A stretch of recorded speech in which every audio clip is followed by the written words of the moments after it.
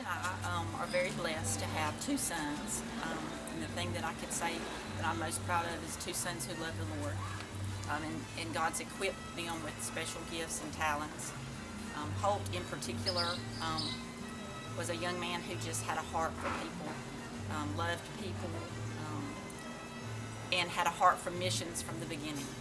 I think that for us, not looking at what we've lost, but looking at what God's done through this situation is what we cling to. We believe Romans 8:28 that God works all things for good. And so instead of focusing on losing a son, we focus on a legacy of faith that God brought through his life. We believe that the heart God gave him for the people here, was the beginning of something bigger and better that we could do.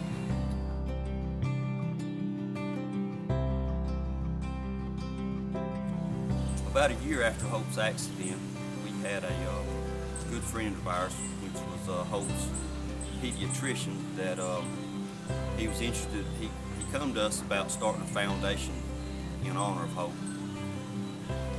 God was telling us to reach out to the boys of the Dominican Republic because there's such a huge need for something for the boys in Boca Chica. They don't have anything right now.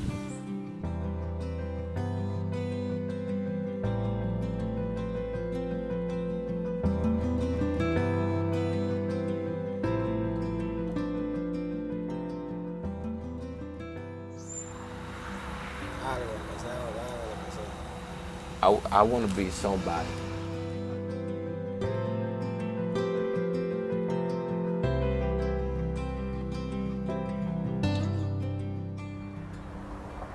It was a little bit hard for the gangs down here in Boca Chica.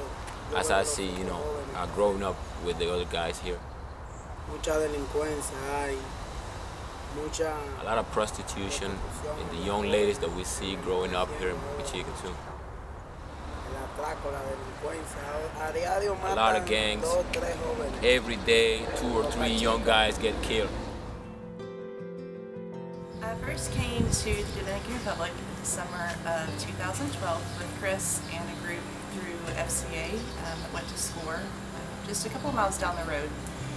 And during that week we did a lot of baseball ministry, but there was a group of girls and teenagers that actually went out while the boys were doing baseball. With the boys, we were over playing with the girls, and that made me love the culture, I think, a little more than just baseball. We get to love on the kids, paint fingernails, play games, fly kites. We've been praying about it a lot. I've actually been asking Chris for about 3 years when we can go, and God told me go. God told him not yet. So we've been waiting and waiting, and finally that time came for us to come. God really called me on a short-term trip to the Dominican Republic, and there was a ton of spiritual warfare along that first year where I think Satan tried to stop me from going, and all sorts of things happened, and eventually I went on the trip, and it was life-changing. I couldn't believe my eyes. I just fell in love with the culture, and I felt like I knew I had to come back. We started making regular trips, and over the course of 4 years, we went 8 times total.